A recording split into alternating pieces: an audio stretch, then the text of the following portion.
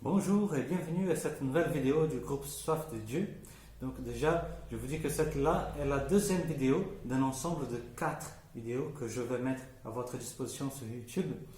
Donc si vous n'avez pas regardé la première vidéo, je vous invite à le faire parce que c'est très important. Il y a toute une récapitulation des sujets déjà vus dans le groupe Soif de Dieu et c'est important pour que vous puissiez comprendre la suite. Ok? Donc vous avez le temps de le faire et ensuite viendrez sur cette deuxième vidéo. Sinon, si vous avez déjà regardé la première vidéo, donc voilà, nous entrons dans notre sujet qui est la contemplation. Là, nous entrons dans le sujet d'aujourd'hui. Nous allons commencer à parler de la contemplation.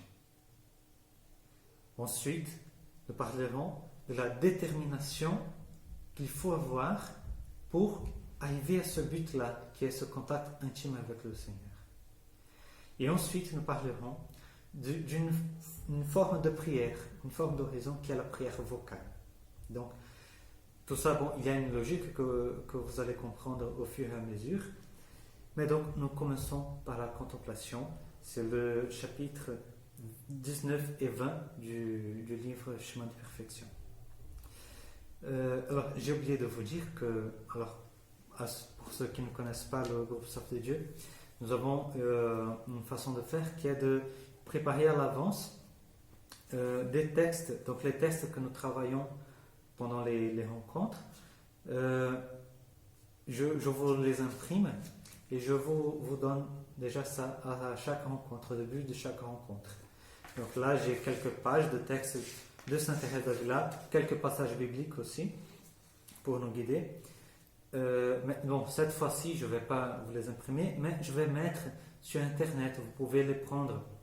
Donc, je vais mettre un lien dans la description de cette vidéo sur YouTube, un lien de Google Drive par lequel vous pourrez récupérer le fichier de ce texte-là. Ça, c'est essentiel, parce que le Soif de Dieu ne se résume pas aux nos rencontres, au topo que je fais ou d'autres fonds, non. Parce que le Soif de Dieu, les rencontres de Soif de Dieu ont besoin d'être complétées par vos lectures personnelles. Donc la vie spirituelle, c'est un chemin qui se fait personnellement et collectivement. Donc la partie personnelle, vous, chez vous, de prier chez vous et de lire les textes chez vous, ça c'est essentiel, c'est irremplaçable. Il faut que vous le fassiez pour que ça soit fécond, fructueux. Donc, je vais mettre un lien avec les textes que vous pourrez récupérer sur Internet. Ok? Donc, je vous disais que nous allons parler tout d'abord de la contemplation. Alors, Sainte Thérèse d'Avila, pour parler de la contemplation, elle commence à utiliser une comparaison. C'est la comparaison de l'eau vive. Bien sûr, c'est une image biblique. Plusieurs fois dans la Bible, le Seigneur utilise, même dans l'Ancien ou dans le Nouveau Testament, l'image de l'eau pour représenter la grâce de Dieu, pour représenter l'Esprit Saint de Dieu, l'abondance des bienfaits de Dieu envers son peuple, envers chaque personne. Et donc Sainte Thérèse commence par là, et bien sûr, elle fait référence au passage biblique de la Samaritaine, la rencontre de Jésus au bord du puits de Jacob avec la femme samaritaine. Et donc, je vais vous lire un petit extrait. Donc, je vous conseille d'imprimer ces textes-là et de les avoir sous les yeux, parce que souvent, pendant l'enseignement, je vais faire référence à des textes, je vais lire des passages pour les commenter. Et pour vous, ça sera plus facile de suivre si vous les avez imprimés chez vous, ou si vous les avez sous les yeux et que vous suivez avec moi. Donc je vais dire, vous êtes à la page telle, vous êtes au paragraphe numéro 1 tel, et vous pourrez suivre tranquillement avec moi. Okay? Donc si vous n'avez pas encore fait ça, donc je vous invite à arrêter un peu cette vidéo, aller imprimer les textes et ensuite reprendre là où vous en êtes. Okay? Donc, alors, si vous avez déjà vos feuilles, nous sommes à la page 1, dans le chemin de perfection, le chapitre 19, numéro 2. Okay, je vais vous lire quelques lignes simplement pour voir les principes que nous pouvons tirer de ce que nous dit Sainte Thérèse. Donc, au numéro 2, page 1, Sainte Thérèse nous dit comme ça. Donc, la contemplation est cette eau vive dont le Seigneur a dit à la Samaritaine que celui qui en boira n'aura plus jamais soif. Que de raison et de vérité dans ces paroles dites de la bouche de la vérité elle-même. Il est vrai que l'âme n'aura jamais la soif des choses de cette vie, mais elle grandit pour les choses de l'autre plus que la soif naturelle que nous permet de l'imaginer. Alors, qu'est-ce que Thérèse nous dit par là? Déjà, donc elle compare la contemplation à une eau vive. Une eau vive qui désaltère notre âme, qui est capable d'étancher notre soif d'une façon dont aucune autre eau ne peut le réaliser chez nous.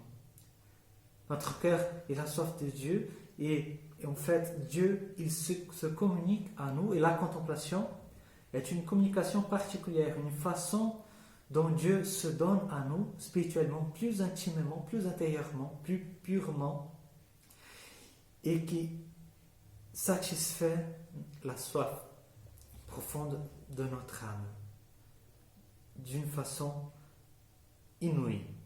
Quand on goûte la contemplation, on découvre quelque chose qu'on ne peut trouver nulle part ailleurs.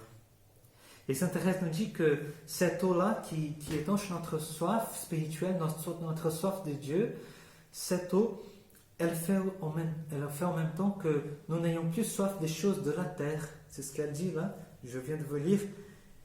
Donc l'âme n'aura plus jamais soif des choses de cette vie. Quand on goûte l'eau vive qui vient de Dieu, l'eau pure qui vient de Dieu, les autres choses n'ont plus le même intérêt pour nous. L'âme qui cherchait à se satisfaire dans les choses de ce monde, dans des choses peut-être futiles, peut-être même des choses qui mènent au péché, et bien, quand Dieu nous donne cette eau-là, notre palais, il s'affine, on pourrait dire, notre palais spirituel, il s'oriente vers les choses de Dieu de plus en plus. Et en fait, la soif des choses de la terre, elle diminue beaucoup. Il y a la grâce du détachement qui est donnée. Et notre soif des choses de Dieu, elle grandit. C'est ce qu'elle dit. Donc il est vrai que l'âme n'aura plus jamais soif des choses de cette vie, mais elle grandit pour les choses de l'autre vie, plus que la soif naturelle ne nous permet de l'imaginer. Donc voilà, notre soif des choses spirituelles, elle grandit. Donc c'est bien ce que Jésus nous dit donc, dans l'évangile de Jean, la rencontre avec la Samaritaine. Celui qui boit de cette eau n'aura plus jamais soif. Et cette eau-là deviendra en elle source qui jaillit pour la vie éternelle. Donc voilà, la contemplation. Dieu donne une eau vive, une eau différente que nous n'avons jamais goûtée. Une eau nouvelle, une eau vivante. Et cette eau-là, elle fait grandir l'amour de Dieu. Donc là, nous sommes en train de voir les effets de la contemplation. Donc nous avons vu que la contemplation, elle attise en nous la soif de Dieu, des choses de Dieu, et en même temps, elle diminue en nous la soif des choses de la terre. Ensuite, nous voyons que cette contemplation, elle attise en nous le feu de l'amour de Dieu. Celui qui reçoit cette grâce de la contemplation, il s'enflamme de l'amour de Dieu. Il a une envie profonde de servir le Seigneur, de faire quelque chose pour lui, de rétribuer tant d'amour à celui qui nous a tant donné. Donner amour. Saint Jean de la Croix nous dit que l'amour, il faut rendre amour par l'amour. Donc on répond à l'amour de Dieu avec notre amour. Donc comme dans la contemplation, nous faisons une expérience profonde de l'amour de Dieu, et ben ça nous pousse, la grâce de Dieu agit en nous, agit dans notre volonté, nous incline, nous appelle à un don plus total encore de nous-mêmes, un don complet. Le feu de l'amour de Dieu, il s'intensifie en nous par la grâce de la contemplation. Donc voilà, elle nous désaltère, elle attise en nous le feu de l'amour de Dieu, l'amour pour Dieu. Donc ensuite, Sainte Thérèse va nous parler d'une autre propriété de l'eau, ainsi que l'eau matérielle. L'eau matérielle, elle sert à laver les choses, donc on a besoin d'eau pour nous laver pour laver nos vêtements, pour laver la vaisselle et tout. Et bien, l'eau spirituelle qui vient par la contemplation, elle a cette propriété aussi de nous laver notre âme de toutes ses fautes, de ses péchés. Quand le Seigneur nous donne la contemplation, nous sentons en nous une pureté qui ne vient pas de nous, bien sûr, ce n'est pas une perfection, nous ne sommes pas jamais parfaits, mais nous sentons en nous une pureté qui vient de Dieu. C'est comme si, par la charité qu'il allume en nous, par l'amour qu'il nous donne, il lave et nous sentons notre âme légère sans le poids du péché, le poids de nos fautes qui font des obstacles entre nous et Dieu. Et bien, ces obstacles-là, la contemplation a le pouvoir de les enlever. Bien sûr, ça n'enlève pas la nécessité du sacrement du pardon, du sacrement de la réconciliation. Mais nous pouvons dire que c'est un renouvellement de la grâce que nous recevons dans notre baptême, qui nous purifie de tous les péchés. Ben, cette grâce-là, elle est ravivée en nous par la contemplation et nous sommes purifiés. L'âme, elle est clarifiée, elle devient claire, pure, transparente grâce à la contemplation. C'est une grâce spéciale. C'est différent l'effet de la contemplation et de l'oraison simplement. L'oraison, Sainte Thérèse nous dit que par nous-mêmes, nous pouvons boire de l'eau spirituelle qui vient de Dieu, bien sûr avec la grâce de Dieu, mais par nos forces, par la grâce habituelle que nous avons, nous pouvons goûter de la présence de Dieu, nous pouvons le rencontrer et boire de son eau. Mais la contemplation est différente parce que c'est une eau plus pure, qui vient plus directement de Dieu, sans nos artifices humains, sans que nous fassions beaucoup d'efforts avec notre imagination, sans beaucoup de méditation, sans beaucoup d'exercices de l'intelligence. Non, le Seigneur, il veut donner directement son eau, sa grâce, qui nous lave, nous purifie et qui a des effets spectaculaires dans notre vie spirituelle. Et donc nous voyons déjà les grands effets de la contemplation. Le Seigneur, il nous désaltère, il étanche notre soif, il fait diminuer en nous l'attachement aux choses de la terre, la soif des choses de ce monde-ci. Le Seigneur, il attise en nous le feu de l'amour pour lui. Nous grandissons en désir de nous donner à lui et il nous purifie de nos péchés, de nos imperfections, nos fautes, nos impuretés. Donc Sainte Thérèse, elle parle de ces effets-là de la contemplation et nous pouvons nous demander pourquoi est-ce que Thérèse, elle nous parle déjà de la contemplation. C'est pas le début de la vie spirituelle, la contemplation.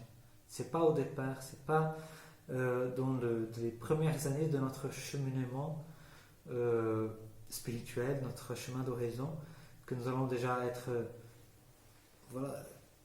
goûter de la contemplation de manière habituelle et ce soit déjà notre milieu de vie. Non, ça vient normalement. Bon, le Seigneur fait ce qu'il veut, mais normalement ça vient un peu après. Il faut faire un peu de chemin jusqu'à ce que le Seigneur nous donne la grâce de la contemplation. Mais nous pouvons nous poser la question, pourquoi est-ce que Thérèse commence à parler de la contemplation sans parler des chemins qui viennent avant? Par exemple, la prière vocale, le chapelet, l'adoration eucharistique, l'oraison même, la lecture de la parole de Dieu. Pourquoi elle nous parle déjà de la contemplation? Et elle nous dit, elle répond à cette question-là. Donc Sainte Thérèse, là, si vous avez la feuille, traînez à la page 2, le numéro 14. La page 2, numéro 14, nous sommes dans le chapitre 19. Donc, elle réfléchit à haute voix. Pourquoi selon vous, mes filles, ai-je cherché à montrer le but de la récompense avant de décrire la bataille? Et vous ai-je dit le bien qu'on éprouve à boire cette eau vive à la source céleste, pour que, sans vous inquiéter des peines et contrariétés du chemin, vous marchiez vaillamment, sans vous lasser.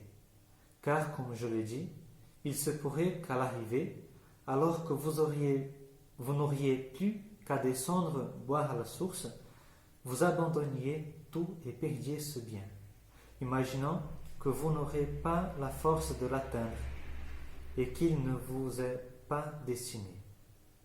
Alors, qu'est-ce qu'elle dit là? Elle dit pourquoi je vais commencer à parler de la fin, du but, de la finalité qui est boire de cette eau vive là, qui est Jésus à travers la contemplation. Alors, parce que en nous montrant le but, la finalité, la grandeur de la contemplation, Sainte Thérèse veut nous donner du courage pour faire le chemin. Parce qu'on aura bien des épreuves et il faudrait une persévérance, parfois héroïque même, jusqu'à ce qu'on se dispose à recevoir cette grâce-là de la contemplation. Donc, il faut avoir du courage, il faut être bien déterminé. Et donc, mais on ne peut pas être déterminé en entreprenant un chemin si on va gagner avec tout ça.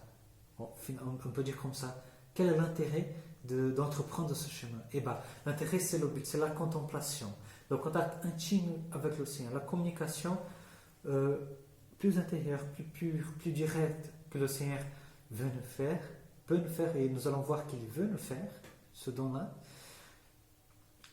Et donc, on regarde le but, la beauté de ce qu'est le but, les grands bienfaits de ce but-là, la contemplation, et comme ça nous donne du courage pour entreprendre ce chemin, pour commencer, pour débuter, pour démarrer notre chemin. Donc voilà. Et Sainte Thérèse, elle nous donne encore plus de courage en disant que le Seigneur, il appelle tous à ce chemin-là de la contemplation.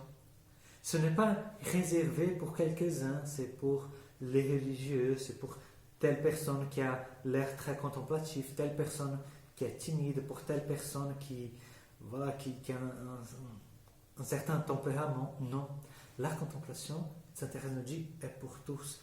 Alors je vous lis le numéro 15, encore dans la page 2, un peu à la fin du paragraphe. Sainte Thérèse nous dit: je tiens pour certain que tous ceux qui ne resteront pas en chemin ne manqueront pas de cette eau vive. Donc, c'est certain. Pour Thérèse, c'est certain. Si on persévère, si on ne s'arrête pas par le chemin, mais on continue, on reste dans ce chemin-là, ben c'est certain, le Seigneur ne manquera pas de nous donner son eau vive. Pourquoi? Parce qu'il nous appelle, il nous invite. Il a dit dans l'évangile de Jean, dans le chapitre 7, il s'écrie à haute voix, il dit: venez à moi, vous tous qui avez soif, et vous boirez de l'eau vive.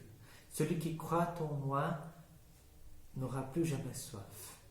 Alors, croire au Christ, venir vers lui, quand on vient vers lui, on est sûr, on boit de cette eau-là.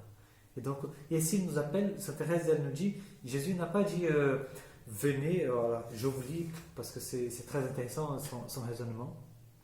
Elle dit si cette invitation de venir à lui boire de l'eau vive n'était pas générale, le Seigneur ne nous appellerait point tous. Et même s'il nous appelait, il ne dirait pas je vous donnerai à boire. Il pourrait dire venez tous, car enfin vous n'avez rien à perdre, et je donnerai à boire à qui me semblera bon. Vous voyez, c'est pas ce que Jésus dit, venez à tous et moi je vais donner de l'eau à certains. Non, il dit venez tous et vous boirez tous. Donc ça nous encourage. Le Seigneur veut donner de son eau vive, son eau spirituelle, sa grâce. Il veut se donner lui-même entièrement à nous, à tous, à chacun de nous. Voilà, ça nous encourage, ça nous donne la certitude, c'est important ça, avoir la certitude que nous arriverons au bout du voyage. Donc le Seigneur, là nous sommes déjà au chapitre 20, la page 3, dans les feuilles. Donc Sainte Thérèse dit que le Seigneur ne prive personne de venir boire de cette eau vive. Mais elle nous dit que, pour qu'on puisse comprendre cette réalité, que le Seigneur donne à boire de différentes façons.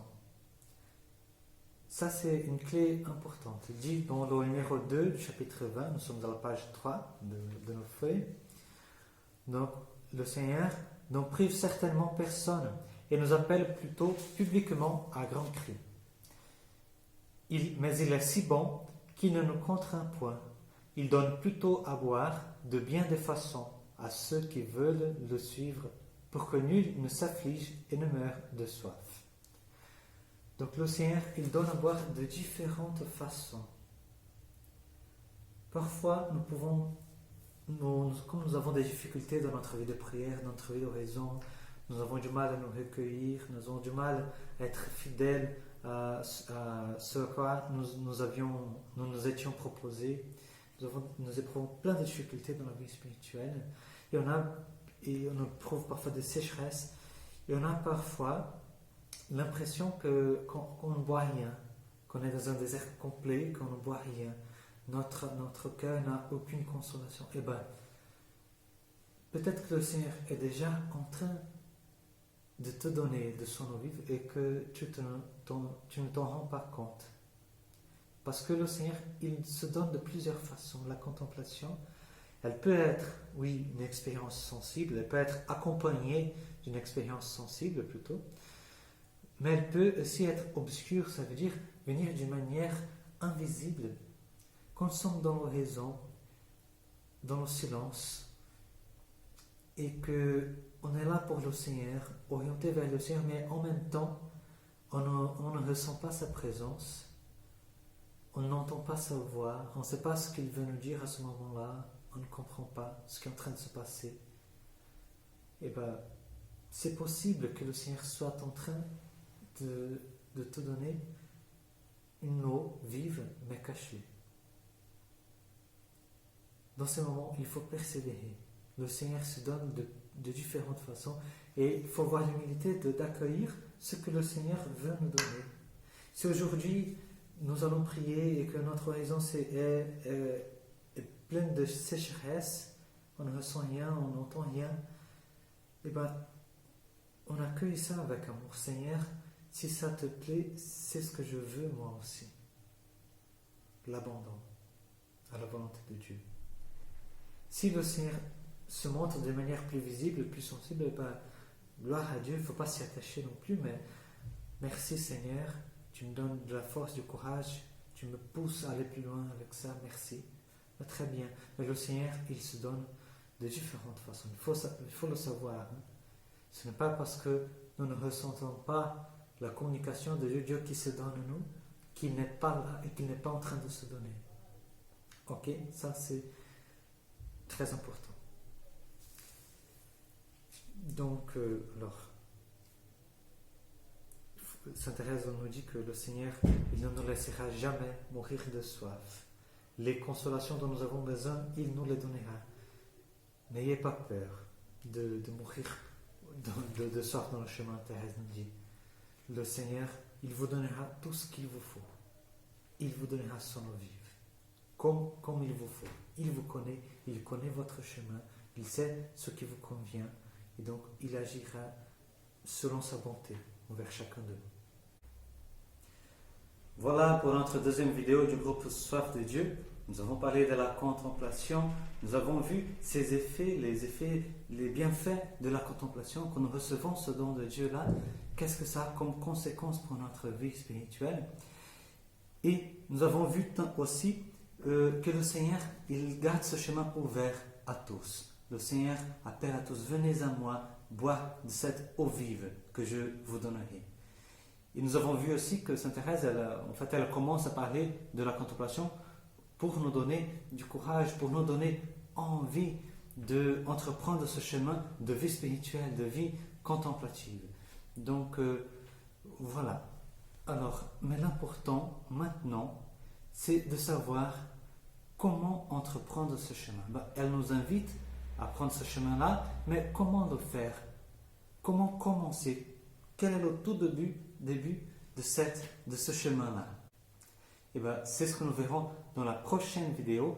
Nous allons voir ce que Thérèse nous dit pour ceux qui veulent entrer dans ce chemin. Qu'est-ce qu'il faut avoir pour entrer dans ce chemin? Donc je vous attends pour notre prochaine vidéo du groupe Soif de Dieu. À bientôt!